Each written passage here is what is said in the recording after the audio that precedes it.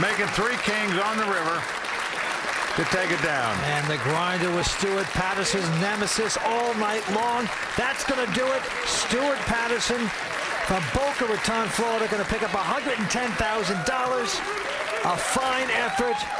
But right now, got to go back to the bowels of Borgata with a great story. Nice standing ovation for Stuart Patterson, and well-deserved. Had a great tournament this week. This wasn't meant to be here at this final table. So we are down to 5 players. Our current chip leader still Eric Lindgren. He's got about $2.7 million in chips. In second place, the amateur Josh Spiegelman. He's got about $2.2 million in chips. Third place, the grinder Michael Mizrachi with $1.9 million. D'Agostino with about $1.7 million. And with $940,000 on the bottom of the totem pole right now, Amnon Philippi. Back down to the table, John D'Agostino holding Jack 5. And now into Josh Spiegelman, who's picked up a big hand. He's got Big Slick. Well, a beautiful hand. He's going to make it $150,000 to go. Amnon out. Eric quickly folds. And now it's on the grinder in the big blind. He's got King 10, and he's gonna play. The grinder is what we call a defender. Doesn't like to give up his blind money. He is being dominated right now. It's Ace King for Josh, King 10 for the grinder. Flop, no help to either player. It's come Queen 6 deuce. Action on the grinder. And look at this. The grinder seemingly getting some chips out, and he's going to make a bet right into the razor before the flop. $205,000 with absolutely nothing. Well, this is a real nice bet by the grinder, and I say that because if you're sitting in the other seat and you don't have a queen in your hand, tough to make this call here. He took the play away from the amateur Josh, who lays his hand down. Well, he got outplayed there, Vince. The grinder earning that pot by leading out and betting on the flop, led right out into the razor and just took it down. Well, the grinder once again just speculating, just saying, you know what, if this guy didn't have a legitimate hand, if he hit nothing on the flop, I'm going to take this pot away from him just with a little muscle, and this time he's successful. My name is Michael the Grinder Mizrachi. I'm from Hollywood, Florida, and I'm a machine. I knew I was going to become great in poker. I know this is my thing, but sometimes you can't believe it, you know, and I'm making back-to-back WT final titles just like last year. I mean, it's unbelievable. It's an incredible feeling. I don't think anybody knew he was going to be this good. He's the top 3 or 4 players in the world tournament poker-wise right now. Well, the strongest part of my game, I make huge laydowns. Only an amateur, you know, they think, wow, I got ace-king, how can I fold this? There's an ace. You know, sometimes you just got to think before you make your move. And the most important thing in tournaments is leaving yourself with a second chance. And just how does the grinder feel about his chances for a second WPT title? I actually have a baby due tomorrow at 5 o'clock, so no matter what happens, I'm going to be a bigger winner tomorrow. Well, Josh Spiegelman said he wanted to play with the big fish. Right now he's in with the Sharks without a cage, Vince. Yeah, he sure is. But I'll tell you something, I'm so impressed with the grinder's play. He plays with absolute reckless abandon, and that is correct. But I'll tell you, you're supposed to play this way. If you want to play at a big level, this is the way to play. However, most people get tight because of the money. He plays like it's a $100 home game. Anyway, action's on Eric. Lays down the ace-high under the gun. All right, and it is on the grinder. He's got a suited connector, 6-5 of diamonds. He makes a call. Well, we know he loves those suited connectors. Just calls this time with it. D'Agostino's got the queen-8 of diamonds. He's also calling. He's on the button in position. And Josh Spiegelman with a nice hand, king-queen of clubs. Well, the kind of hand some people might raise up after a couple guys limped in, but Josh opting to just call. And Amnon with king-jack checks. So 4-way action here. Here comes the flop. Well, it's king 9-9 with 2 diamonds. Oh, man. Wow, 2 players have flopped top pair. 2 other players have flopped a flush draw. Let's see what happens. It's on Josh. He's got the top 2 pair and a big kicker, and he's going to come out and bet. Yep, he bets $50,000, not a big bet. Amnon quickly calling. Well, Amnon with his 2 kings calls. The grinder with the flush draw calls. Now D'Agostino has a queen-eye flush draw. He's going to call also, so still 4-way action.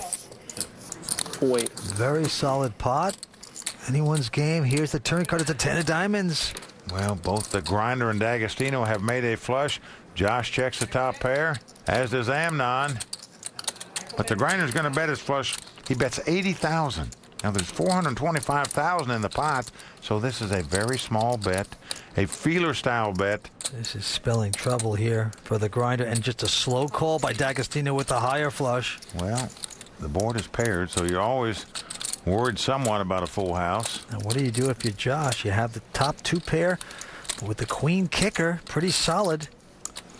That's a nice laydown. Well, that is a nice laydown there. I think he senses one of these guys have got a flush. Something Amnon couldn't do. He's paid this off, so we're going to go to the river.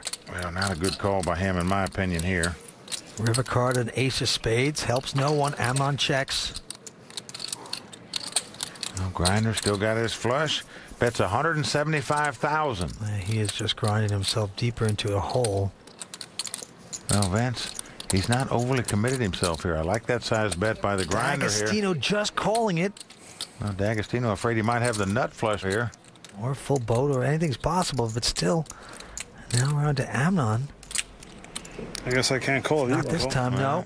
Amnon says, I can't call if you can. So the Grinder turns up the flush, and D'Agostino is going to turn up a bigger flush. And that is a very big pot. Well, over $1 million in that pot.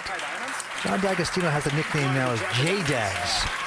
I think we can change that. I think a better nickname from him would be like, he's like a magician type. He'd be like the Amazing D'Agostino. That would be a better nickname for this guy. I agree with you, Vince. I like that. The Amazing D'Agostino takes down the pot. 5 players remain. The winner's going to take home close to $1.2 million.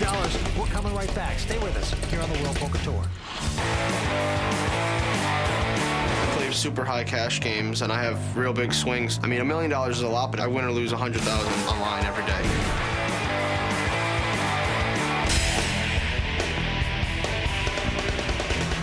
Welcome back to the World Poker Tour. We're at the Borgata Hotel Spa and Casino, Atlantic City's Playground by the Sea. That's right, Mike, but this is no playground. I mean, if it is, they're not playing for lunch money. They are playing for millions of dollars here. Very exciting. Let's go back down to the table. Actions on Eric. First to make the decision, he's got a pair of 4s. He's going to just call it. Well, he limps in with the small pair. Now alert the media. Look at this. The Grinder is going out. What's wrong with the Well, wall? D'Agostino, who just took the chip lead, picks up a beautiful hand, 2 10s. With the button. He's in position, and he's also got the chip lead now, meaning nobody can bust him on any hand at this moment. Makes it $200,000 to go. Well, Josh goes out. Amnon goes out. Back around to E-Dog. Going to cost him another $150,000 with his pair of 4s. And he's going to take a look at a flop in hopes he flops 3 of a kind. Well, they got pair over pair. Here we go.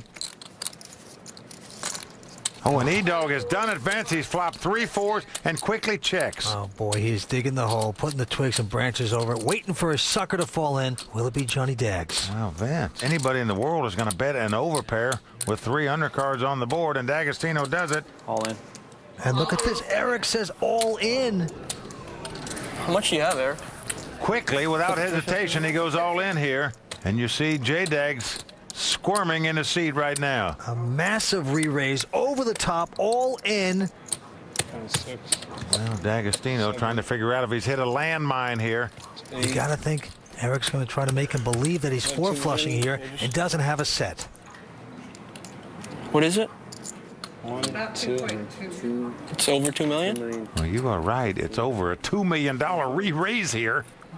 It's like just What a around 2, pot right? this would be. And just a moment ago, we saw D'Agostino make a phenomenal call for all his money with 2 kings when there was an ace on the board. Wow. Can he possibly get away from the overpair in this situation? Wow. So D'Agostino thinks, you know, there's a possibility the guy could have aces or kings and was just slow playing me before the flop. On the other hand, he could have flopped 2 pair or 3 of a kind with this flop. At worst, a pair of 6s where he's got an open end straight draw and a lot of outs. He could have a flush draw with a lot of outs. So D'Agostino faced with a tough decision with 2 10s, but This is really sick. the way this hand is played, it is a laydown you can make. This is not fun when this happens to you. Well, Eric Lindgren actually hoping for the call. I'm sure he has now put D'Agostino on the overpair and wants to get the action here. This would be a monster pot. This is going to be such a Well, you goofy also laydown. don't want a fluky thing happen. Maybe D'Agostino had a couple hearts. Maybe he has a big pair. And you don't want him to pair up, so you want to take it now. So there's many reasons to make this kind of over-raise. And just as quick as D'Agostino 150. got the chip lead, he could be low man on the totem pole if he plays and loses this pot. Faced with a tough decision here as to what to do. He's got to be afraid that Eric flopped something good, or that he was trapping him to start with a better hand than 2 10s. Yeah, but doesn't he know that Eric would pop it pretty hard if he had queens or kings or aces before the flop? I think he's got to analyze that. I think Eric wants him to believe that he has a straight draw or the flush draw and to pay him off. Even if he has those hands, what kind of favorite are you with 2 10s in this spot? Not a big one. But right now he is wincing in pain as to what to do. It's so easy to get away from that's suspicious. That's the problem with it. That comes over the top for an extra $2 million, and you just have the 10s, but it's such a big re-raise. You're going, wait a second, what is he up to something? I guess you got it. Well, he does make it lay down.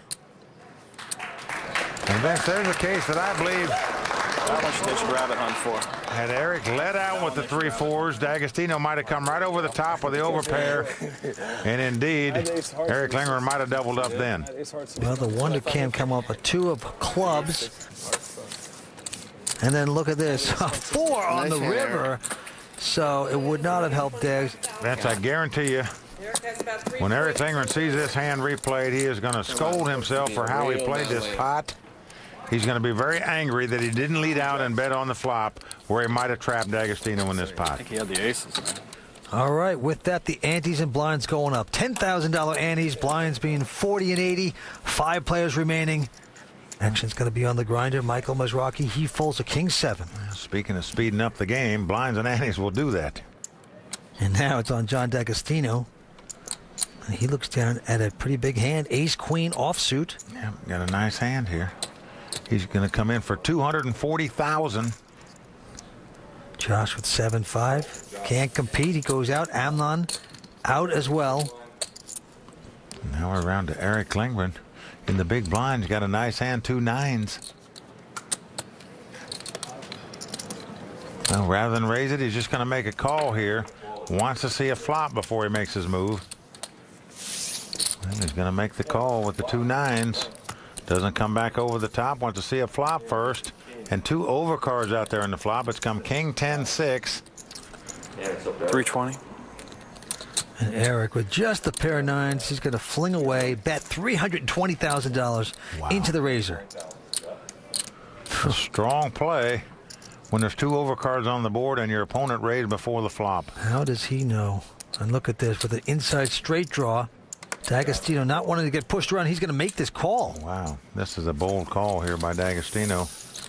Maybe he suspects larceny by Eric. Maybe he figures he can take the pot away from him later on. Let's see what happens. Oh, man. Eric hit 3 of a kind. Well, he has made trips here. His problem is there's a 3-card flush and 2 potential straights on the board. But the good news is D'Agostino was just sticking around for fun. So even though it looks like the joker for Eric on the surface, underneath it all, could be a dangerous card to him. He's going to check it, in fact. Now, D'Agostino just with the ace-queen, remember. 600. John D'Agostino is going to come out and bet $600,000 with just ace-high.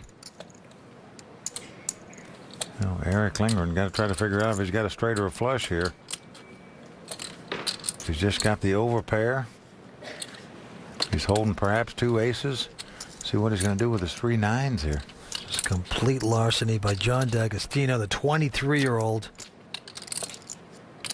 Taking a stab here, sensing a little weakness. We know, of course, Eric's hand improved. Well, Eric has got 3 9s, but you're not all that confident about it. Believe me, there's potential straights and flushes on the board. And don't forget about the perception of D'Agostino. Very solid and tight. Well, I can't see Eric just calling this bet, Vince, because his opponent could have a straight draw or a flush draw. And if you're going to play it, looks to me like you got to put some chips out there. These are the same 2 guys that just clashed the last hand. I'm sure Eric's not thrilled with the way he played the 3 4s in the last hand. Let's see how he plays the 3 9s in this one. He's taking his time. It's a $600,000.